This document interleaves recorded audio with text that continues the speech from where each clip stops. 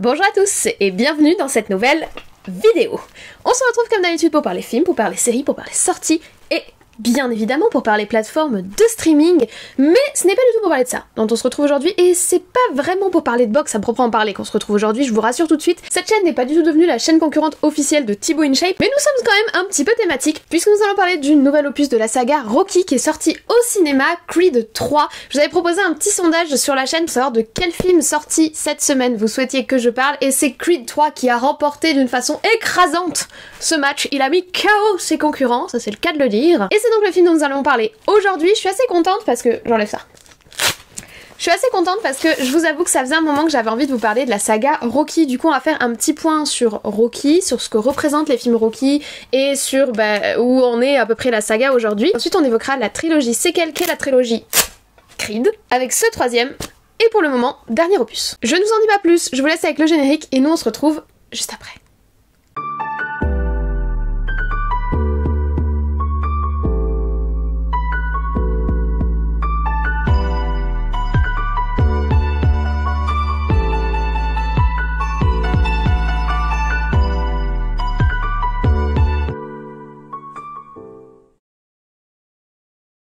Alors, Creed 3 est un film qui dure 1h56, il est sorti le 1er mars 2023 dans nos salles, et c'est un film de type drame sportif. Je pense qu'on peut dire que le film de sport est une catégorie à part entière parce que c'est vraiment des films qui ont une identité particulière, et là, le sport au centre du sujet, c'est bien évidemment la boxe. À la réalisation de ce nouvel opus de la saga Rocky qui a commencé maintenant il y a bien longtemps, nous avons cette fois-ci Michael B. Jordan qui a la subtilité d'être également le héros du film et le héros des deux précédents films, puisque c'est lui qui incarne Adonis Creed dans le premier film qui est sorti en 2015, le second sorti en 2018 et également dans ce troisième dont il est également réalisateur et producteur. Michael B. Jordan, il s'est fait connaître dans la série Sur écoute et également dans le film Friday Night Light qui ont permis de mettre en lumière sa carrière. Il a ensuite donc incarné Adonis Creed dans la saga Creed et également il est apparu au sein du MCU puisque c'est lui qui incarne Killmonger dans Black Panther 1 ainsi que dans le second opus sorti l'année dernière, Black Panther Wakanda Forever.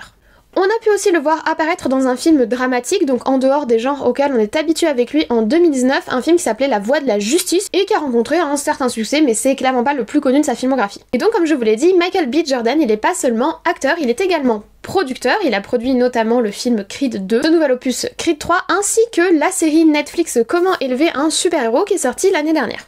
Mais en plus de ces deux casquettes, il s'en rajoute une cette année en 2023 puisque ce film Creed 3 est sa première réalisation en tant que réalisateur, c'est-à-dire qu'il est à la fois devant et derrière la caméra, et on peut donc en déduire que ce film va être empreint d'une grosse partie de son identité, mais ça on va le voir un peu plus tard. Parce qu'avant de vous parler de la saga Creed et surtout de ce troisième opus de la saga, je pense qu'on ne peut pas évoquer ces films sans évoquer la saga Rocky, la saga originelle, puisque Creed c'est donc le 9e film en héritage de la saga Rocky. Alors la saga Rocky, à ce jour, elle est divisée en 2 portions, 5 films qui se centrent autour de Rocky et la trilogie Creed qui se centre, elle, autour de Adonis Creed. C'est comme ça que c'est présenté dans le premier film Creed, l'héritage de Rocky Balboa, donc qui est l'héritier, la New Generation, qui va continuer la saga, mais on va dire avec un petit peu de sang neuf et aussi une autre vision. Et la saga Creed, elle a commencé en 2015. Michael B. Jordan a déjà annoncé qu'il souhaitait faire des spin-offs et sortir d'autres films et d'autres histoires autour. Il y en a d'ailleurs déjà qui sont en production, mais ça on en reparlera en conclusion pour essayer de voir un petit peu si c'est toujours pertinent de continuer dans cette saga. Ce sera un petit peu notre questionnement final, dirons-nous. Concernant Rocky, il est très important de revenir sur le premier film, donc celui de 1976, qui va lancer bien évidemment la carrière de Sylvester Stallone. Ça va vraiment être son rôle iconique et le rôle qui va le lancer au regard du grand public. C'est également un film extrêmement important pour le réalisateur John G. Avildsen, puisqu'il va obtenir l'Oscar du meilleur réalisateur pour ce premier film Rocky, et que ça va lui aussi propulser sa carrière, et ça va également être une saga iconique pour la carrière de ce réal. Un peu plus tard, on le retrouve d'ailleurs notamment dans le film Karate Kid, enfin les deux films Karate Kid, le premier et le second. J'aime pas beaucoup le second, mais j'aime beaucoup le film Karate Kid. Opinion non majoritaire, je pense. J'ai bien aimé le reboot qui a été fait avec le fils de Will Smith, Jaden Smith, qui est sorti dans les années 2000. Je l'avais apprécié, j'aime beaucoup les deux films. Mais donc voilà, Karate Kid, c'est aussi un film iconique de la filmographie de ce réal. Dans ce film rockien, on rencontre Rocky Balboa, un jeune boxeur de quartier défavorisé qui souhaite se faire connaître et qui va un jour avoir la chance de sa vie, puisqu'on va lui proposer de combattre contre le champion du monde de l'époque, qui est donc Apollo Creed, oui, de la même famille que Adonis, mais on y reviendra. Le premier film, c'est vraiment l'American Dream made by USA. C'est vraiment le rêve américain comme il était illustré dans les années 70, le jeune homme de quartier défavorisé, issu de l'immigration, qui va réussir à se créer une carrière grâce à ses points. C'est le self-made man mais au sens sportif, et c'était un message qui était très très fort à cette époque et qui va très très bien marcher et rencontrer un énorme succès. Ça va donc être à la fois la révélation de Stallone, la révélation du réalisateur et la réalisation d'une nouvelle saga qui va se poursuivre ensuite durant des dizaines d'années. C'est ainsi que 3 ans plus tard, en 1979, sort Rocky 2, la revanche.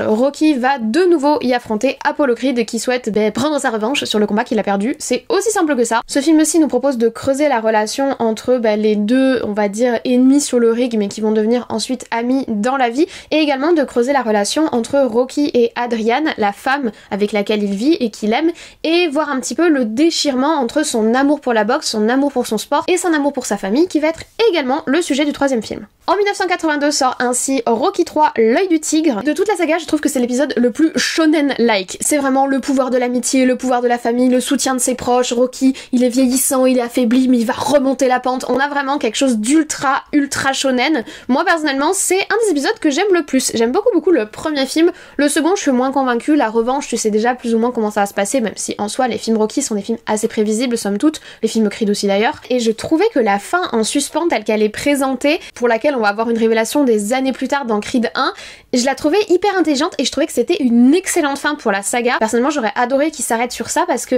j'ai trouvé ça super beau, la relation entre Apollo Creed et Rocky, la façon dont le personnage de Rocky avait évolué sur les 3 films, avec d'abord la montée en puissance, ensuite le fait de conserver son titre et de développer plus le relationnel de Rocky avec ses proches et son ennemi au sein de son sport, et ensuite le troisième avec la puissance de l'amour de la famille et des amis qui lui permet de remonter la pente. Il y a vraiment quelque chose de très fort dans ces 3 films et j'aime beaucoup Rocky 3. Ce n'est pas le cas de Rocky 4. En 1985, en plein cœur de la guerre froide, dirons-nous, sort Rocky 4. Rocky 4, c'est vraiment le film guerre froide par excellence. Moi, c'est un film que j'ai étudié pendant mes études. C'est des extraits de films que j'ai analysés avec mes profs quand j'étais au lycée. Donc il y a vraiment quelque chose de très très politique et de très très historique dans ce film qui fait que personnellement, du coup, je l'apprécie pas plus que ça. C'est un film qui, je pense, a été important au niveau de la propagande cinématographique de la période aux États-Unis. Il est intéressant à analyser après coup aujourd'hui pour comprendre un petit peu la rivalité du soft power, donc du pouvoir culturel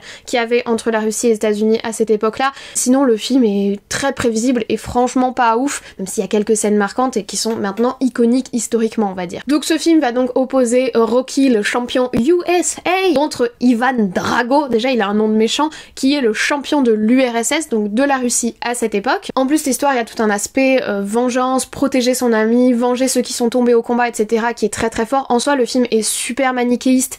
Il est pas atrocement mauvais, mais il est trop méchant contre gentil, il est trop animation de la vengeance, et il y a une inspiration guerrière dans ce film que je trouve aujourd'hui assez indigeste pour profiter du film comme un simple divertissement. Si les 3 derniers films dont je viens de vous parler, c'est-à-dire Rocky 2, Rocky 3 et Rocky 4, ont été réalisés par Sylvester Stallone lui-même, qui est également au scénario pour toute la saga des Rocky. Pour Rocky 5, c'est le retour de John G. Avildsen, et c'est pas un grand retour. Honnêtement, pour le coup, celui-là, c'est le plus décevant de la saga. Autant le 4ème, je le trouve hyper manichéiste et assez difficile à apprécier aujourd'hui parce qu'on voit comme le nez au milieu de la figure le contexte historique, mais Rocky 5 c'est vraiment un film qui est pas très intéressant juste parce que son scénario est pas très intéressant. On se retrouve avec des trucs assez clichés. Rocky devient entraîneur, il entraîne un petit jeune, il en oublie sa famille, donc on a toujours le côté très classique dans le cinéma américain. Au début du film, le père est pas un très bon père, il culpabilise, et puis à la fin, ouh, ça va mieux, je suis de nouveau un bon père et j'ai réussi à concilier mon métier qui me permet d'être un self-made américain et ma famille qui a besoin de moi et de l'amour que je peux leur apporter. On est vraiment sur quelque chose de très pampan cucu, et pour le coup, autant le 3ème aurait été une bonne fin, autant le 4ème on peut le mettre entre parenthèses pour le contexte politique, autant là clairement on pouvait pas rester sur ça pour clôturer l'histoire de Rocky, et heureusement quelques années plus tard arrive Rocky Balboa, qui est donc le 6ème film qui ne porte pas le numéro 6. C'est 16 ans après que sort ce film et on retrouve Sylvester Stallone aux commandes ainsi qu'au scénario. On est vraiment et très clairement sur un film d'adieu. On a un Rocky qui est pour le coup vraiment très vieillissant, qui a perdu le moteur de sa vie, qui est sa femme bien-aimée. On a développé toute leur relation sur les 3 premiers films, donc on comprend vraiment l'impact qu'elle avait sur sa vie et on comprend vraiment à quel point la perte est dure pour lui. Et donc tout ce qui lui reste c'est son premier amour, la boxe, et il va donc chercher son one last time, sa toute dernière fois, son dernier grand match, et c'est vraiment tout le propos du film Rocky Balboa que j'ai trouvé plutôt touchant. Il y a vraiment un côté très nostalgique, on sent que Sylvester Stallone lui-même se rend compte qu'il est en train de tourner la page de quelque chose dans ce film. Je le trouve sympathique, il est pas excellent et c'est clairement pas mon favori, moi j'aurais vraiment voulu qu'il s'arrête au 3e, mais pour le coup il clôture bien mieux que le 4 ou que le 5, donc heureusement qu'il est là. Et c'est là que va s'inscrire la rupture.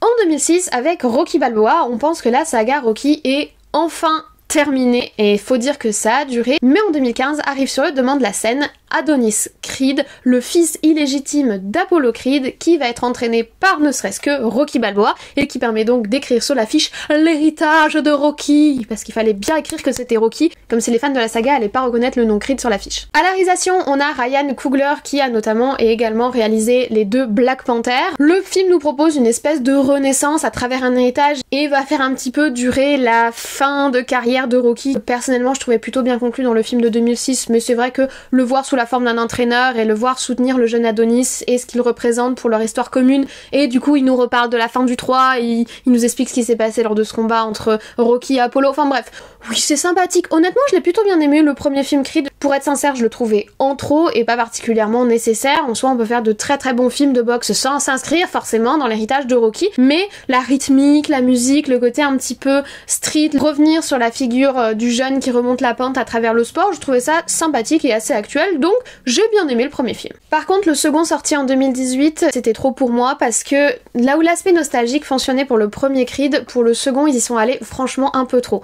On retrouve notre fameux Ivan Drago, vous vous souvenez, le monsieur qui l'a combattu, qui était le héros de l'URSS dans Rocky 4, et bah ce monsieur là il a eu un fils, et son fils il s'appelle Victor. Donc on est vraiment sur les héritages de tous les côtés, et devinez ce qui va se passer entre l'héritier spirituel de Rocky qui est notre jeune Adonis Creed et Victor Drago, le fils, bah pour le coup pas spirituel, le fils direct de Ivan Drago, le méchant du 4, et ben forcément ils vont s'affronter, et là on est clairement dans le cliché, c'est redondant, c'est vraiment redondant, c'est du déjà vu et c'est très très dommage. En plus à côté on a l'amourette de Adonis Creed avec sa copine, etc., le côté famille, bref des choses qu'on a déjà vu avec Rocky, qui a le besoin de se répéter et de refaire la même chose avec Adonis Creed. En soi la réalisation est toujours assez quali, mais le film m'avait très clairement déçu. Et voilà où j'en étais début 2023, lorsque je me suis décidée à aller voir le 3e et dernier, pour le moment, opus de la saga Rocky, ce fameux Creed 3. Au niveau du synopsis, nous sommes assez classiques, mais pour le coup c'est pas quelque chose qu'on a totalement déjà vu. Notre Adonis Creed est au top de sa carrière, il a même délaissé la boxe pour se consacrer à sa famille mais aussi à sa carrière de businessman. Mais alors qu'il semble tourner la page et profiter pleinement de son succès, son sombre passé de sa jeunesse refait surface autour du personnage de Damian, dont il a été très proche dans sa jeunesse, mais Damian a été enfermé en prison durant 18 ans et il revient avec une volonté dure comme fer de rattraper les années perdues, pas au sens positif du terme. Cette fois-ci, plus de Rocky, il n'est plus là, et pas de Stallone aux commandes non plus. Il y a eu un différend artistique apparemment assez important entre Sylvester Stallone et les propriétaires de la saga Creed et Rocky. C'est l'industrie de production qui possède les droits. Stallone il a en fait aucun droit sur cette saga. Du coup il s'est détourné du projet, il a lui-même dit que l'orientation qui est prise n'était pas du tout celle qu'il souhaitait. Donc plus de Stallone, plus de Rocky. Adonis Creed est enfin tout seul, c'est l'occasion pour lui de briller. L'a-t-il saisi ? C'est ce qu'on va voir ensemble. Alors au niveau de la direction artistique, la photographie est dans la lignée des 2 premiers Creed, c'est-à-dire très efficace, assez badass. On a vraiment quelque chose de très viril, de très puissant. Il y a une badassitude qui transpire de la façon dont les personnages sont filmés, avec des plans assez grandioses, de très beaux intérieurs, quelque chose d'assez luxueux, quelque chose de très clip en fait. Et en plus l'image est très en lien avec la musique, où on a une bande sonore musicale qui est la même depuis le premier film Creed. On a quelque chose de très rap US, très puissant, très guerrier, et l'image s'associe très bien à ça, et c'est vrai qu'on a une esthétique clip mais qui est pas du tout gênante, parce que déjà c'est pas surcuté, ce qui est toujours un danger dans ce genre de choses.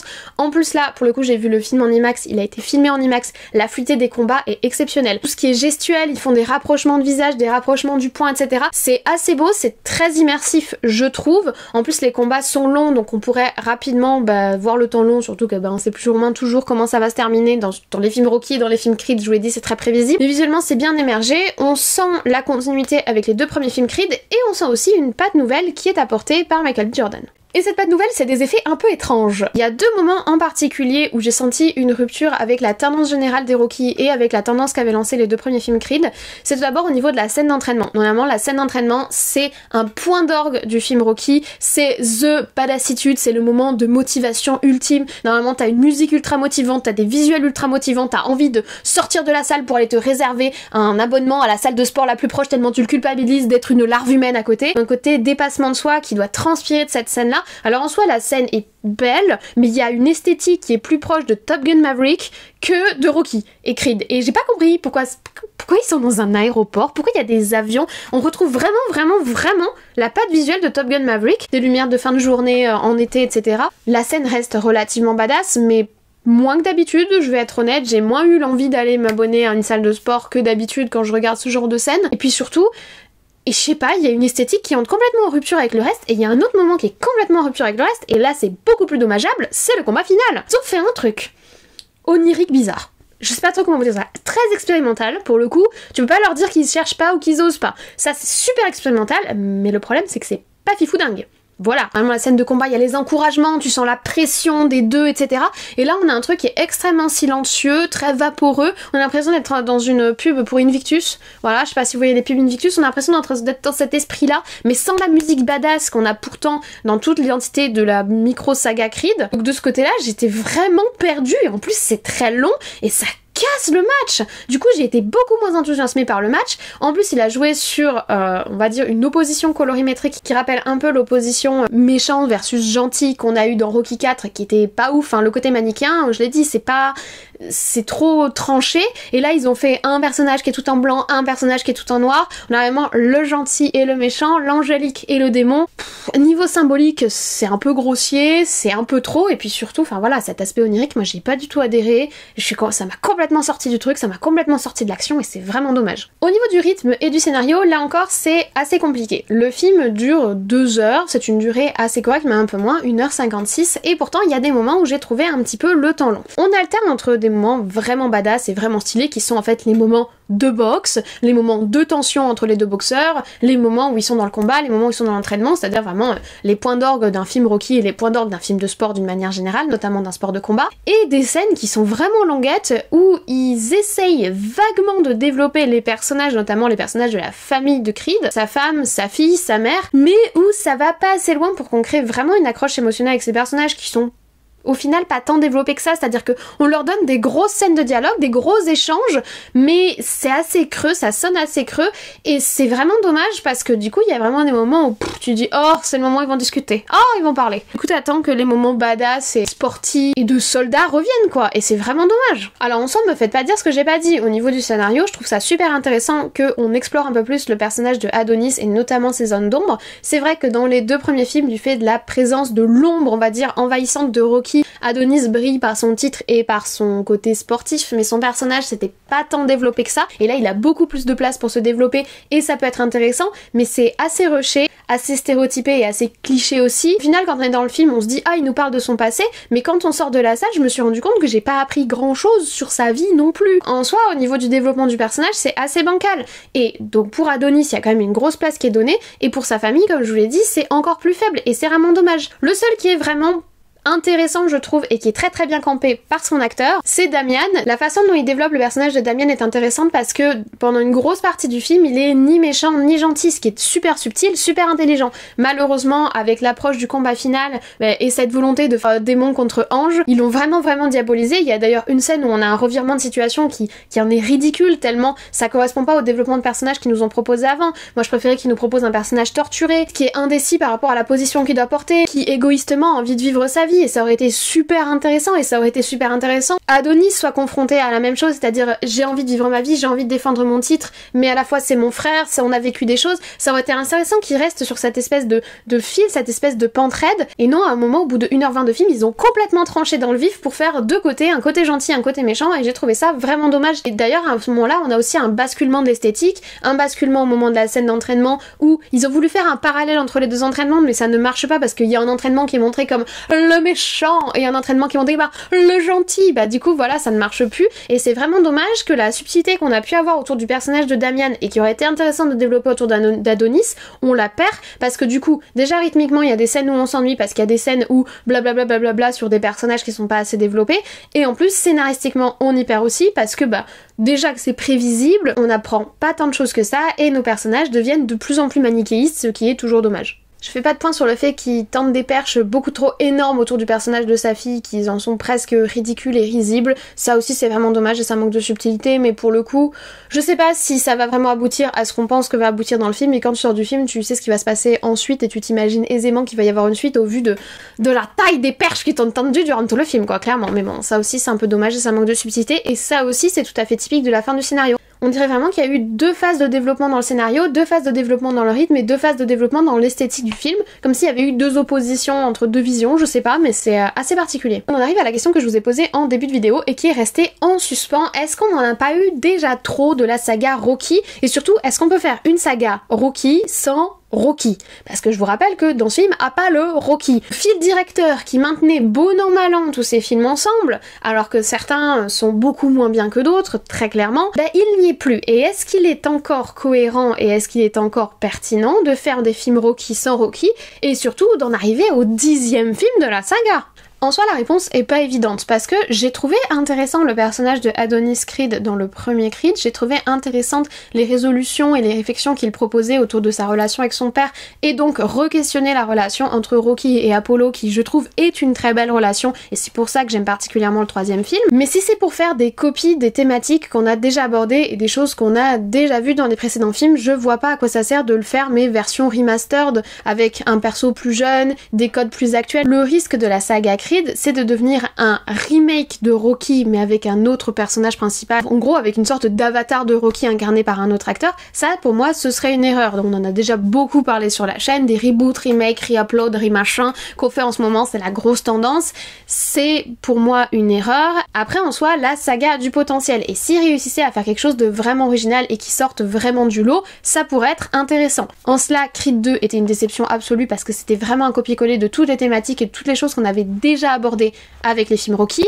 Creed 3 essaye d'apporter une vision différente, essaye de faire plus de place à Adonis pour développer son personnage, qu'il soit pas dans l'ombre de Rocky, essaye de parler de sa zone d'ombre de son enfance, mais au final, très rapidement sur la fin, on retombe dans le manichéisme et on retombe dans la facilité et la prévisibilité. Et c'est ce qui fait que je me demande si c'est pertinent de continuer dans cette voie, parce que je ne sais pas vraiment en fait s'ils ont vraiment quelque chose à dire sur cette saga, s'ils ont vraiment quelque chose à apporter, s'ils ont vraiment une pertinence, une nouvelle idée, une innovation, un renouvellement à apporter, au-delà du premier film Creed qui était sympa. Je me demande jusqu'à quel point ce qu'ils font maintenant c'est pas simplement à but purement et totalement lucratif. En soi on est déjà au 3e film Creed et on a déjà rebattu la thématique du je prends ma retraite, je me retire de la boxe et en fait non. On a déjà rebattu la thématique du ma famille ou la boxe, je dois choisir, et en fait non. Du coup dans ce film on a abordé la thématique des combats entre outsiders, du combat contre l'outsider, donc ça aussi c'était du déjà vu et là encore le dénouement du combat est toujours le même. Donc soit ils apprennent à nous surprendre, soit ils devraient peut-être s'arrêter là. Et c'est là qu'on en vient à ces fameuses annonces. Creed 4 est déjà annoncé et un spin-off est déjà annoncé. Un spin-off de plus j'ai envie de dire parce que Creed en soi c'est déjà plus ou moins un spin-off. Donc est déjà actuellement lancé un spin-off sur la famille de Drago. Est-ce que vous avez vraiment envie d'en savoir plus sur la famille de Drago? Personnellement ça m'intéresse pas. Surtout que à chaque fois c'est juste les antagonistes. Alors peut-être qu'ils vont essayer d'adoucir les angles et de faire un personnage moins manichéiste et de rattraper potentiellement les erreurs assez grossières mais explicables par le contexte politique de Rocky 4, mais moi je suis pas certaine d'avoir envie de voir ça. Et Michael B. Jordan a déclaré dans une interview qu'il souhaitait agrandir le Creedverse. Donc déjà, nous on connaît, on se méfie, dès qu'on commence à employer du vocable du MCU, maintenant qu'on est dans la phase 4, on a nos petites antennes qui s'activent en mode angoisse, alerte, danger. Donc rien que ça, il y a une partie des gens qui ont déjà des traumas concernant tout ce qui se termine par verse, donc faites attention avec ce genre de mots. Et surtout, moi je me demande vers où ils vont. On va donc avoir un Creed 4, est-ce que ça va être sa fille qui va être l'héritière? En tout cas, c'est les grosses ficelles qui nous tendent pendant le film. Donc en soi, ce serait novateur parce qu'on n'a pas encore eu de filles combattantes dans l'univers des Rocky, mais on a déjà eu $1 Million Baby qui est un excellent film. Et je veux dire, on n'a pas besoin forcément pour parler de boxe et pas besoin forcément pour faire un film excellent sur la boxe de se faire dans l'héritage d'une saga qui, je pense, a déjà été assez étalée sur une assez longue tartine. Honnêtement, j'ai pas de réponse finie, peut-être que le prochain film sera excellent. Si on m'avait demandé après Rocky Balboa, est-ce que j'encourageais la sortie de Creed 1, j'aurais dit non. Et pourtant j'ai apprécié le film, donc de ce côté-là j'essaye de garder l'esprit ouvert, mais c'est vrai que dans le contexte actuel, entre Jurassic Park, Star Wars, enfin tout le machin, on commence à en avoir ras la cacahuète de tout ça, mais en plus je sais pas jusqu'à quel point ils ont vraiment quelque chose à apporter dans le cadre de la saga Rocky, jusqu'à quel point ils ont une parole, une innovation à apporter qu'ils n'auraient pas apporté sur les 3 premiers films. Je veux dire quoi, pour le moment ils sont dans la retenue, ils attendent que ça se soit assez installé pour apporter quelque chose de vraiment intéressant et nouveau. J'en doute très fortement. On verra bien, il semblerait que maintenant ce soit Michael B. Jordan qui va être aux manettes de la saga, à la fois donc à la réalisation, à la production, à l'acting. On verra, en soi c'est un bon lancement pour sa carrière en tant que réalisateur, la réalisation du film est pas du tout déplorable, mais le questionnement se pose, il se pose aussi pour Scream qui est sorti cette semaine et dont on va parler dans une vidéo d'ailleurs. Voilà, on commence à en avoir marre de poser tout le temps les mêmes questions. Maintenant, si je fais un bilan plus général, est-ce que j'ai passé un bon moment? Somme toute oui, j'ai eu de la chance, je sais pas, j'ai dû toucher du bois ce jour-là, normalement je suis poisseuse comme personne, mais j'ai eu une séance qui s'est plutôt bien passée, c'est-à-dire que les seuls relous qu'il y avait dans la salle étaient assis à côté de moi, et ils avaient 13 ans, donc ils ont rapidement arrêté. Après je suis allée voir une séance en VO, j'ai cru comprendre que les séances où il y avait eu le plus de problèmes c'était les séances en VF, je vais pas en reparler parce que j'ai pas assisté, j'ai pas été témoin, par contre bon c'est vrai que j'ai vu les partages qui ont été faits sur les réseaux sociaux et c'est assez déplorable, mais bon, n'ayant pas été témoin direct de ce genre de scène, j'ai eu de la chance, je suis contente. J'ai des potes par contre qui sont allés à une séance, moi j'y étais allée un jeudi soir, eux ils y sont allés un samedi soir, ils m'ont dit qu'il n'y avait pas eu de bagarre mais qu'il y avait beaucoup d'agitation, beaucoup de téléphones, des cris, des encouragements, etc. Donc voilà, un peu dommage, mais moi j'ai eu une séance qui s'est bien passée, j'ai apprécié mon moment. C'est vrai qu'au niveau du rythme, il y a quand même beaucoup de blabla pas très intéressant, mais les scènes de combat sont plutôt sympas. Ils ont tenté des choses, c'est tout à leur honneur, personnellement j'ai trouvé que ça ne fonctionnait pas, mais la vraie question c'est surtout peut-on faire du Rocky sans Rocky, et ne devrait-on pas tout simplement arrêter de faire du Rocky? Donc est-ce que je vous recommande le film? Oui, maintenant je pense que si vous êtes très fan de la saga, ce qui n'est pas mon cas, j'apprécie sans plus, si vous êtes très fan de la saga, je pense que ça va devenir agaçant pour vous. Corrigez-moi si je me trompe, mais je pense que pour les très fans ça va devenir agaçant, mais sinon c'est plutôt un bon divertissement. Voilà, je vous remercie d'avoir regardé cette vidéo sur le film Creed 3, je me doute que ça a été une vidéo plutôt longue, mais j'avais beaucoup de choses à dire. Déjà je voulais vraiment revenir sur la saga Rocky avec vous parce qu'on peut pas en parler sans parler de la saga Rocky, c'est extrêmement important, et puis questionner l'héritage, questionner le fait de continuer la saga implique de l'avoir évoqué avant, forcément. J'espère que c'était quand même intéressant pour vous, si c'est le cas n'hésitez pas à mettre un petit like juste en dessous, ça fait plaisir, ça donne le smile, ça me soutient dans ce que je fais, et ça YouTube a référencé la vidéo. N'hésitez pas également à vous abonner, c'est gratuit, et ça vous permettra d'être prévenu des prochaines vidéos. Mais surtout, laissez-moi en commentaire votre avis sur le film Creed 3 si vous l'avez vu, est-ce que vous l'avez apprécié ou non, qu'est-ce que vous pensez de la saga Rocky, est-ce que vous aimez les films originaux, est-ce que vous aussi, votre préféré c'est le 3e? N'hésitez pas à me mettre en commentaire quel est votre Rocky préféré, est-ce que vous appréciez Creed 3 ou est-ce que vous l'avez pas vu tout simplement, ou est-ce qu'il y a eu des bagarres dans votre salle? Si vous avez des anecdotes, partagez-les avec nous, parce que c'est quelque chose dont on parle souvent sur la chaîne. Moi je ne vous en embête pas plus, je vous souhaite dès à présent une très bonne journée, une très bonne semaine, de très bons visionnages. Surtout, prenez soin de vous, et à très vite.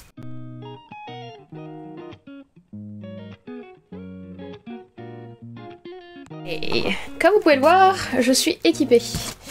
Je me suis dit que ce serait l'occasion de les sortir. J'en fais plus cette année, mais l'année dernière j'ai fait de la boxe.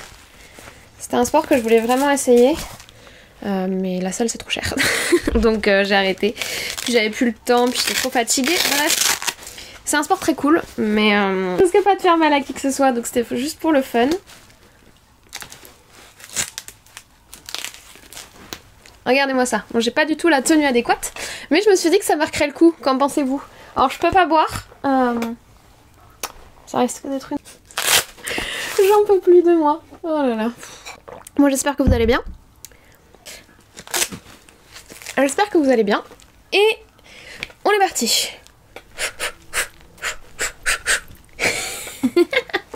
Je sais pas encore trop comment faire mon intro. C'est charmant. Allez, on est parti. Alors, Creed 3, j'ai l'impression d'avoir les mains très légères. C'est assez perturbant. que je m'y réhabitue. Puisque Creed, c'est donc le 9e film qui s'inscrit dans la saga Rocky. Au bout d'un moment. En fait, il y en avait un dans le club, là, dans le groupe, qui n'avait pas vu le film, qui n'avait pas vu les films précédents, et donc en fait, les autres passaient tous leurs films à discuter à voix haute et là, lui réexpliquer quel personnage est qui, qu'est-ce qui s'est passé avant, et si, et ça, et l'autre. Ça a été. Genre, au bout de 10 minutes, j'en avais déjà marre, donc voilà. Woo!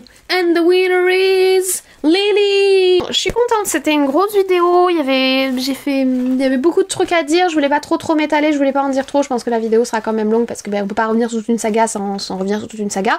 Mais j'espère que ça vous a plu, voilà, je suis trop contente d'avoir mes gants. Franchement, j'aimais trop aller à la boxe, j'aimerais bien y retourner quand j'aurai l'occasion, quand je pourrai. Ça doit être agaçant comme bruit, je suis désolée. Faut que j'enlève ces trucs moi. Archie. Merci d'avoir regardé ces scènes post-génériques. Ciao ciao!